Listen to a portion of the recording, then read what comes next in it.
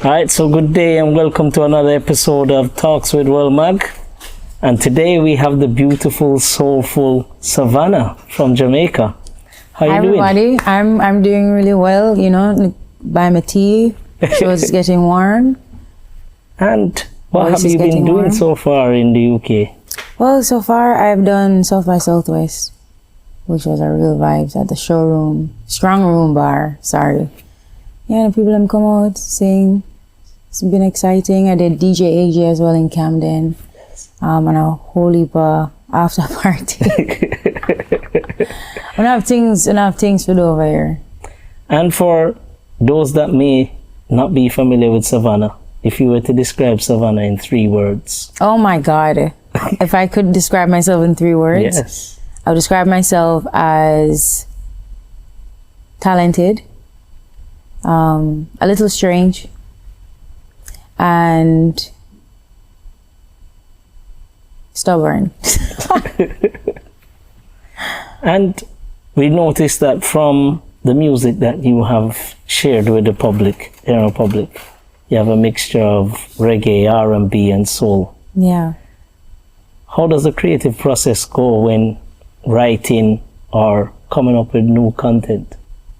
You know what it is? I don't ever feel like, whenever I really feel like I'm me, I come up with the content. You know, They say that ideas already exist out in the ethers, and it's just based on whatever frequency you're on that it comes through you. Yes. So that's how I see music making. It's unique in that my sound is unique in that it's coming through me, it's being filtered through me, but I feel like the idea of them already out there. So for example, yeah man. So for example, Low Me, when we were at Low Me, it was like a 15 minutes. We take for at Low Me, right? No, the actual writing of Low Me was like 15 minutes. So, and Mango was even faster than that, you know? So I think it's just a matter of being in a space where the ideas can just flow through you. And from the recording process, which is, one process, the writing, the delivery and execution, how is it that you try to give personals that now come to get a live performance, like shows that are intimate, like Southwest Festival?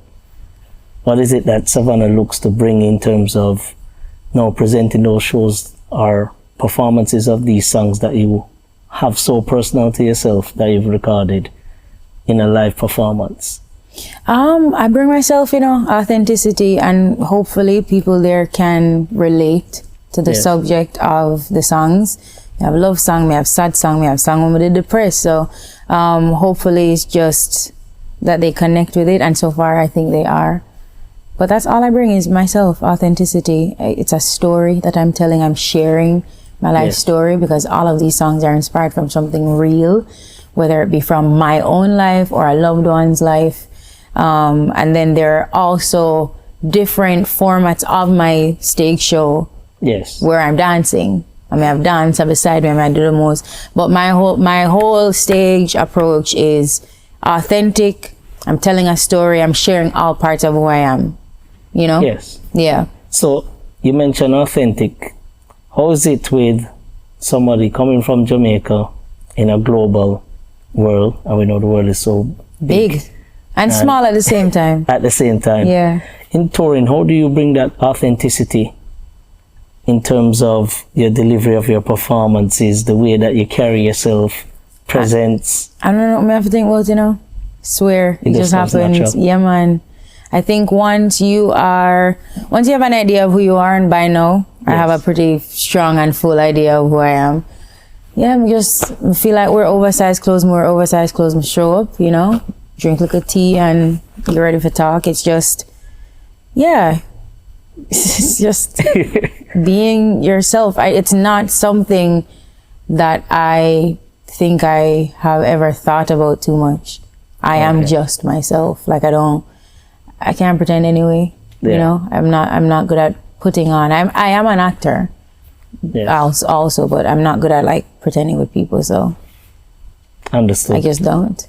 And with a body of work with the Sevana EP in 2016, and then we had another EP in 2020. Yeah. Are we somewhat overdue next body of work, you know, because it seemed like it was every 4 years, you know, and then... No, man, no say that. You know, say, I work on the first album. Okay. Because I don't have a first album. So I work on a full-length project. I already know what I'm going to call it. The songs on it are so beautiful. Big up Kelsey Gonzalez of the Free Nationals. He's one of the producers on there. Panther, who did Cool as a Breeze with Chronics. Tess, who's gonna come by shortly. Yes. He's opening for me on my Need Me tour. Yes. Yeah, it's going to be a beautiful body of work. I'm really excited about it. And it's funny, don't it? My catalog is not very big, you know. My catalog is 19 songs. Quality Over quantity, you understand? But no, I'm ready to give more quantity. I think I need to, you know, I think this body of work will be an establishing body of work for me. Obviously, I have songs, Mango, people know. Yes. If you only knew, etc. But yeah, it's time for that, and I'm ready for it more than anything else. So. And you yourself have appeared on some full album works. Yeah. For other personals. Yeah. Agent Sasko, Protege, most recently Yardman, and who else? I don't know, so I don't have enough calabida. Jesus, I don't have enough calabida. But no, give thanks to everybody that's, you know, featured me on their projects. And for the EPs that you did record, because I know sometimes it's a downsizing to then choose the tracks. Were there any, and not really a regret, but, you know, songs that you would have really wish would have made the cut? 100%. For the 2020 EP, I did want Melt the Penny, a song named Melt, but it never make the cut. When it's not just you making the decision, you have to kind of be like, all right, you know? So, and you know, the goal for choosing songs for an EP is to choose the best ones, so. Yes. If the experts are saying Ray, you do Ray. Mostly. I always have something to say. So you're very hands-on in the whole always have been from the very beginning. When I was with Indig and Protege them, I remember the first song, I wrote the script for the video. Right? Obviously, I write the song too, but I write the script for the video. And I didn't know exactly what kind of clothes I wear.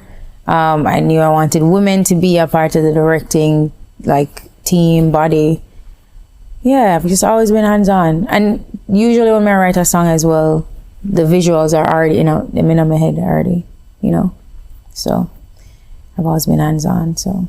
So let's bring it back a bit, because you mentioned your foundation in performing arts of such, in terms of you're an actor but not an actor. No, I'm definitely an actor. 100%. All right. So, yeah. What is your foundation like in terms of from school in Jamaica, coming up in terms of your introduction to the arts? Oh, I just jumped into the arts. I didn't do performing arts or choir or nothing like that. Yes. I just jumped into it because I feel like, say, yeah, artist. You understand? Which is, again, back to the authenticity. I just decided that this thing feels really real to me, because when I got Mannings, I was studying science, actually. The sciences, so biology, chemistry. Physics. You know, yeah, very big brained things. Yes. And when I go on too much chemistry class, I'm saying, no, so this now go. It's not really work out for me, you know. Yeah, man, the equation them. Yep. Yeah, man, big up my chemistry teacher from Mannings. But yeah, so I decided I was just going to enter Rising Stars, which was a national competition. End up find 2 girls who did one audition as well. Came together as a group. And there we have it. That was my entry. I was 15 and a half. Wow. You know? And then we just never moved, go back at Sav. So I went from one end of the island, Sav, to the other end of the island when I was 16 years old. You know, do every kind of work, legal work. And I got alone keep me, because, you know, so as a young girl out in the, you know, rough Kingston. Yep. There's a million things that could have gone. But, you know, God definitely that watched over me. But yeah, that was my introduction. I just decided I'm going to sing. And so I just sang. And YouTube video, SoundCloud. That's where Protege find my music, on SoundCloud. Because I'm gonna look for open up a live from Kingston way back when. And then yeah, from there so have a meeting and play the song for Bit Too Shy, the rhythm for Bit Too Shy. And I wrote that song so fast as well. Every song I realized what people really, really love. Yes. I wrote very quick. You know, channeled it very quickly. Yes. Yeah. And we talk about like those humble beginnings. And at the same time, we also look at some of the places where your music, similar to the Southwest Festival, with the intimate settings. We know about some venues like Dubwise Cafe. We know about the Ritz Cafe. We know about, there's some of these venues around the island that has that kind of intimate setting. How do you think in terms of exposure and in terms of more festivals could help with artists that are creating music for those intimate settings? Because I believe with that, sometimes when you get to perform and it's an intimate crowd, you get to tell your story. It's a bit different from being timed 15, 20 minutes for a big festival where, there's 100 artists, sometimes split between 4 stages. How do you find those scenes very important to the contribution of the art per se, like the Dubwise Cafe and the Ritz? So we don't have enough. We don't have enough of those spaces. And Dubwise is not like it's a weekly thing. They have events regularly, but not weekly. So right now they have sound check, and it's typically not necessarily upcoming artists. It's artists that people know them. Established at a level. Yeah. People know them. They wouldn't be like brand new. So when I was, starting out in music, I had Jamnesia where I could go every weekend and jam. Right, and I think that there's still a jam place up a Constant Spring, but there's not many of those spaces. You kind of just have to. Oh, how could I forget? Tuesday service, Panic. Big up yourself, Panic. Yeah. Panic has an event every Tuesday with the musicians. Kenil, big up yourself. Cowen, everybody, love them. And so they have an event every Tuesday where you can actually go as an artist without any music out and jam at the end. Yeah. They play, first of all, some of the best musicians in Jamaica, right? You go, you hear them play all genres, and then at the end they open up the stage where you can play. So that, I think, we need more spaces like that, because that space is brilliant. It feels so like magical. It feels pure, it's good, good energy, good vibration. But I think it's the only one of its kind right now. Okay. Right? I don't know about Montego Bay or Oakshire or St. Mary. Yes. I haven't heard of any platforms like that. But so far, I know about Panic on a Tuesday night. Tuesday service is what it's called. Yes. But we need it. It's crucial because you need to be able to practice your stage performance in front of people. We know that there has also been the development of the Reggae Month, which is February, being recognized in Jamaica. We've seen panel discussions, we've seen them developing IMC, all kind of forums and different things like that. Yeah, and you can go to these things and you can learn. I don't know. I applaud the effort for sure. I just think that more venues. Yeah, we need more venues. We don't actually have like a dedicated entertainment venue. Yeah. In Jamaica, it's hard. We don't have an arena. It's been the big discussion since a lot of artists. Lisa Hanna just talked about it. Yeah, Lisa Hanna just talked about it the other day. Like, we don't have no arena or nothing like that. The only place we could have things is Police Officers Club. Yep. But if you go by Hope Gardens, you have to lock that off by 11 o'clock. I know.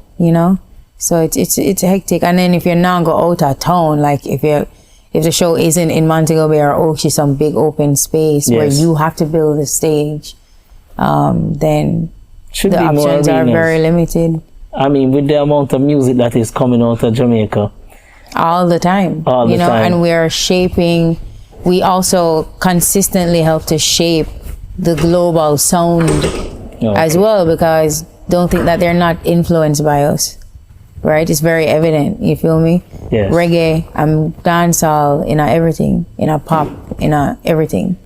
So in a Savannah controlled world, Oh God, Savannah has this, but no, I'm just saying Savannah has this, but no, hold on, when I say controlled that's too world, much pressure. budget, but no, let's say you have the infrastructure or the access to get investment. Film studio. I'm talking about high-end film studio in Jamaica. For sure. Arenas. Would I help build like arena with other artists, come together, build up something? Because I kind of think the two go in hand, because as you said, when you think about, say that we had our own film studio in Jamaica, you're talking about music for the soundtracks. You're talking about all the musicians, because not just music as in songs, there's different elements of music that is played throughout movies. So then you're talking about more series, comedy sketches, movies. Yeah. Placement for music as well, because now instead of artists worrying about the budget for music videos all the time, you'd have some songs that are now fitted into series or episodes of licensing, placements, syncing, all that is important. And you know, if God bless me with them kind of money and them access to it, then I definitely am going to pour back in, because that's already, I mean, it's why I started my own label, is for that very purpose, to produce good music constantly. And obviously starting with myself, I'm not an artist yet, but that's definitely the direction that I'm headed in. And then also to be an artist from Jamaica, for me, I'm talking about it as a well-rounded, like a full, well-rounded artist, right? So I songwrite, I act, I sing, you know what I'm saying? I direct. Yeah. So, you know, I feel like we don't have much representation of that, really. Closest we came, I think, or not the closest, Nomads is a representation. Which I know I went to school with. Oh, yeah? Everaldo Query and Sheldon Shepherd. Oh, wow. Yes. Okay, sick. Yes. Yeah, no, they're very good examples, but just in general, I feel like we don't see much people that do everything, you know? Yeah. Which, if you're an artist, then you usually can do everything. Storytelling, all of it is storytelling, you know? And you mentioned, and which is why I mentioned earlier in talking about your creative process, for me, a lot of your songs are like stories. They are, told, you know, whether they're personal or some from different perspectives, people in your circle. I listened to your most recent song, Need Me. Yeah. And I'm hearing somewhat of a story there. Yeah. And even on your EPs, there's quite a lot of stories being told, and I can see the evolution of Savannah. Yeah. So, is it that Savannah goes out and experiences so much stuff, or is some of them, you know, a collection of different experiences from people in your circle? You know, so things always happen to me, I swear. My life is like a movie. I know everybody said that, but boy, things that are going. I always have content, and yes, I do witness a lot of loved ones go through things as well. But Need Me specifically, if you want the backstory for that one, I wrote it to my loved ones. Yes. Right. My life has been rough from the very beginning. We grew up in poverty, can't find food, now I have shoes to go to school, I have to miss school days, all kind of things. Right. Zinc fence. Yes. Big up Russia, big up Savlamar, big up Singer Street, and.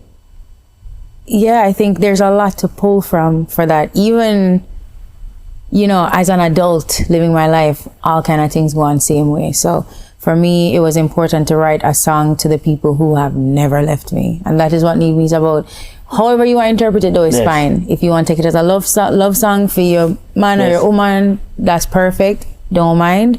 But that is what I was feeling when I wrote that song, is if you ever need me, because you've been there for me, Mega always show up no matter what, right? So that's for Mummy, my brothers, my sister, my friends, my best friends, everybody who's just never let go of my hand.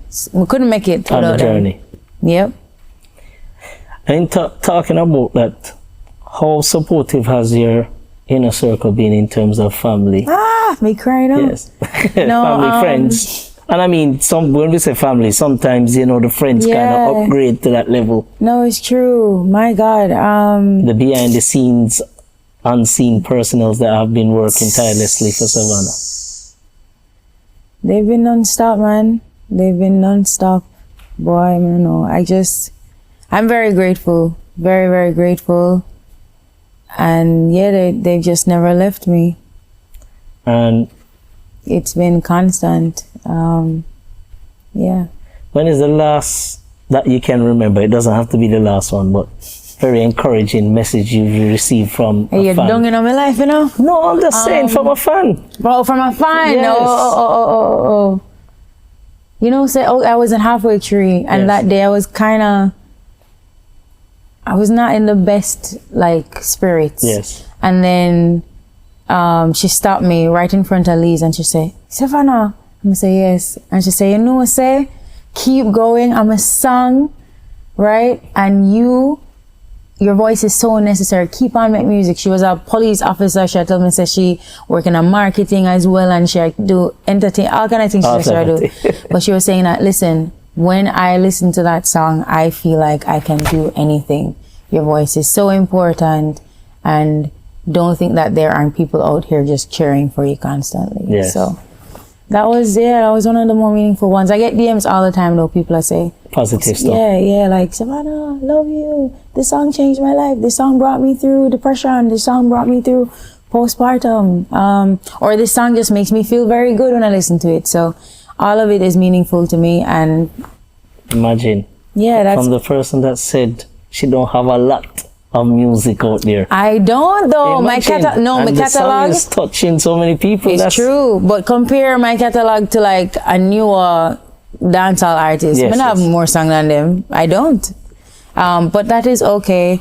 And I'm working on the full-length album, and that's going to be life-changing, I think. So we can look out for a tour with the self-titled album. Like I'm saying, like whatever the album is called. Whatever the album is called, we're going to definitely have a tour for sure.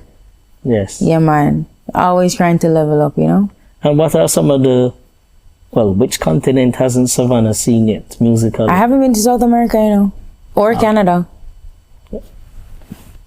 I've been to Africa Colombia. though. I'm gonna go Colombia, I'm gonna go Brazil. That's what I'm saying, Colombia, Chile. Yes, because I'm saying Colombia has some big reggae festivals. Yes. I'm gonna go Asia, none at all either. So I've done America, Europe, here, so yeah.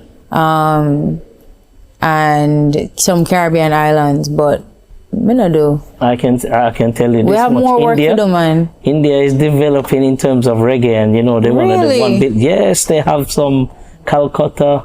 I never know Delhi. that. Yep, they have there's a sound called rapid reggae. What? Yes, and they have a radio show 5 days a week playing reggae music. Trust me. Always like try to find a way. So, I don't think they've done any mega festivals yet, but I know they've been active. So I think they had a coverage in the Jamaica Observer. It may have been overlooked by a lot of people because you just think in India reggae. But yeah, they have been doing it for quite a while. So they've come to UK already and done interviews saying that, you know, they're looking to build the market there. But I mean, it is a billion population. People over India, man. And India only, I think in 2 years now, Indians have access to Spotify. So it is a market to tap into 100%. Yes. Sri Lanka as well has a reggae market. So there are places in Asia you could go into. Yeah. And also Japan. Yeah, Japan has a really huge yes. reggae scene. So, yeah, I'm excited to just go everywhere. It's just to keep building the momentum, you know? Yes. Because I haven't put out music for some time. You know, it's been a little. So, yeah, I'm just excited to work on this new album and release these singles and come talk to people like you know, and just, go all over the place. Wherever no one for come, I'll be there. I'll sing a song, a cappella, and, you know, tracks, band, anything you give me, we can do it. So when Sevana's not recording music or touring, what am I doing? Yeah. Pastime? Yes. I like going to the river. I like going to grill. and just find a little paddleboard and just go way out.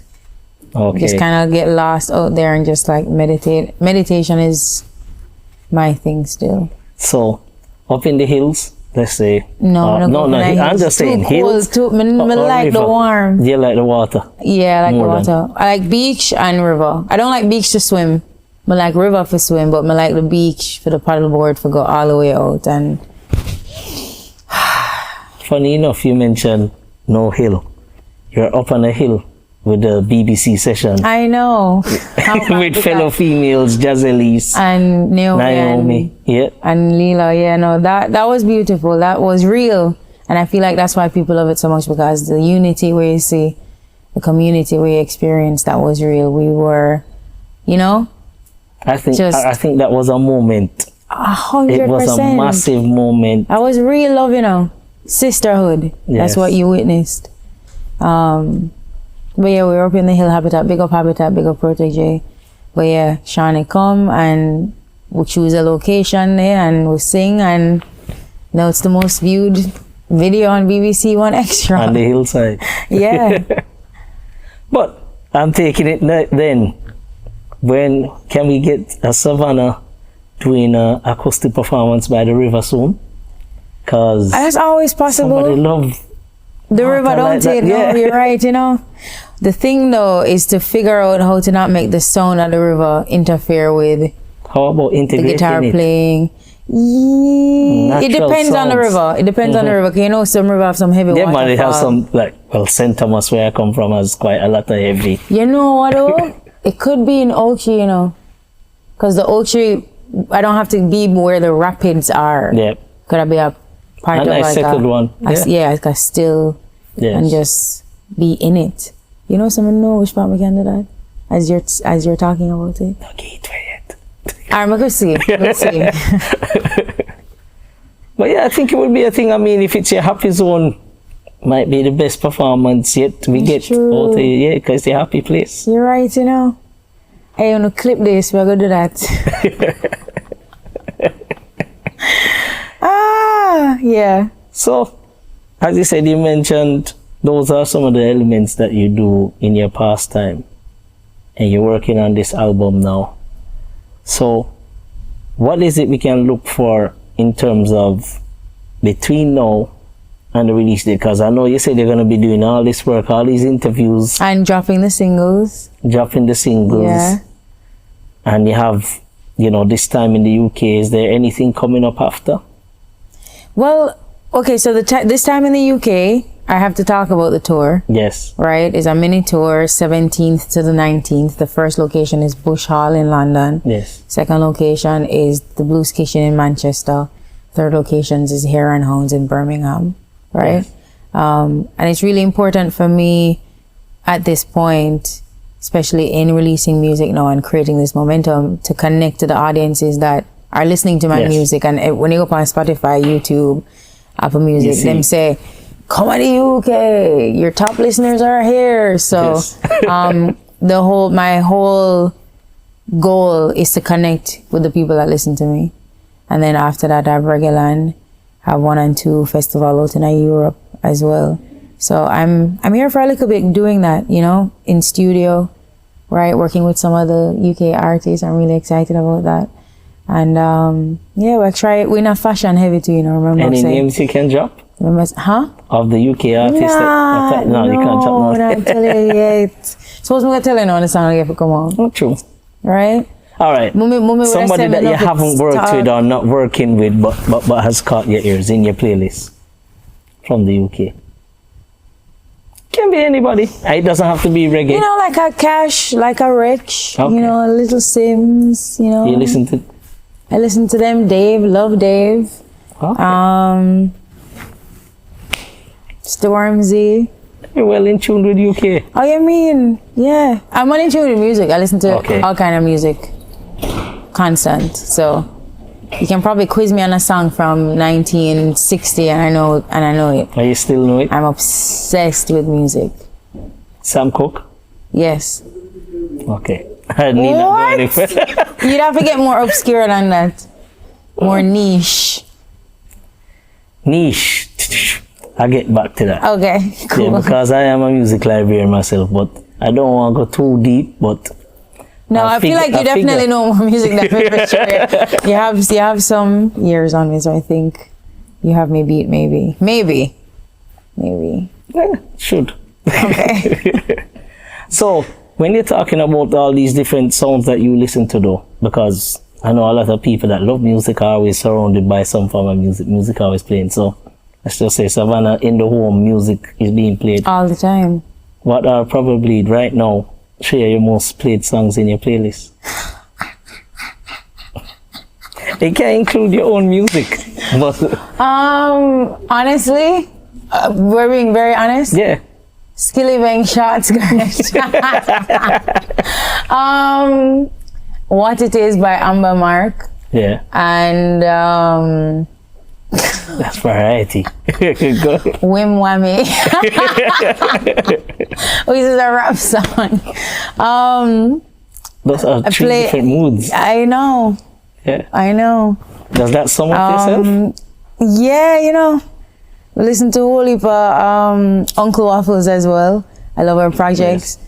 I listen to a whole heap of Spanish music, so Rosalia, Bad Bunny, all of them. Yes. Yeah, I just listen to everything. Portuguese music, Sara Tavares, everybody. Who have you been listening to in the Amapiano world?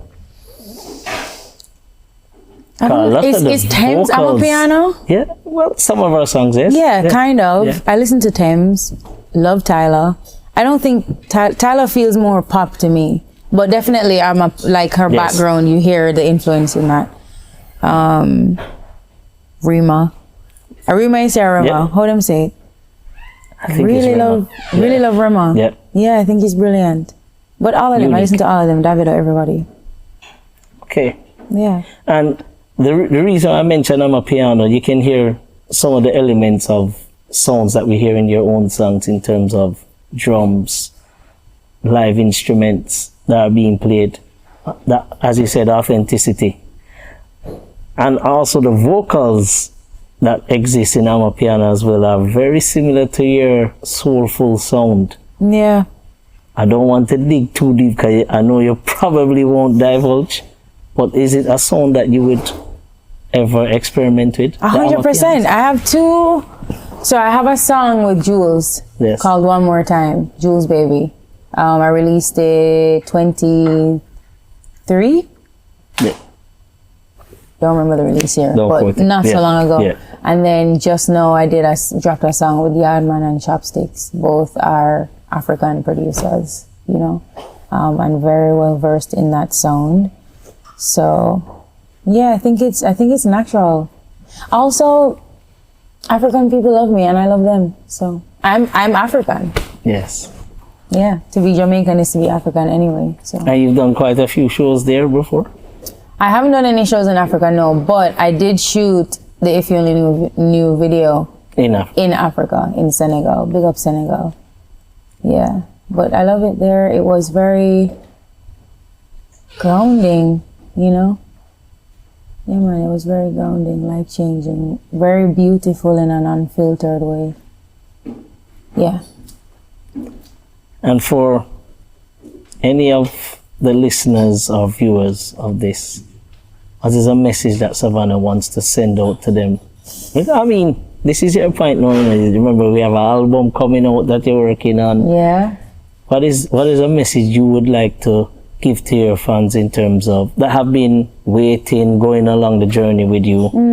And this is a message for those that have been there from the beginning, those that have just joined, those that may not join yet and are going to watch this and join after. Thank you. The support you wanna give me keeps me going, genuinely. Every word of encouragement and love and every hug up wanna give me, I receive it and it means something. And yeah, I'm doing more work, so now we get more music. And if you are seeing this before the 17th of June and you're in the UK, you can come to one of the shows. Tessellated will be opening, right? Pine and Ginger. and I'll have merch on sale, and I have a meet and greet because it's also important for me to meet, you know, the people who are really trying to support me. So outside of that, keep leading with love, keep doing your best, and you are enough. Those are the things I tell myself, so you share it with your fans. I'll share it with them, yeah. Thank you for your time, Sevana. For sure. And I hope to see that smile quite more often. Big up yourself. Yeah, man. Thank Take you for care of having me. yourself. Thank and you. lovely for coming through. Thank you. Thank you. All right. Yes. Yes.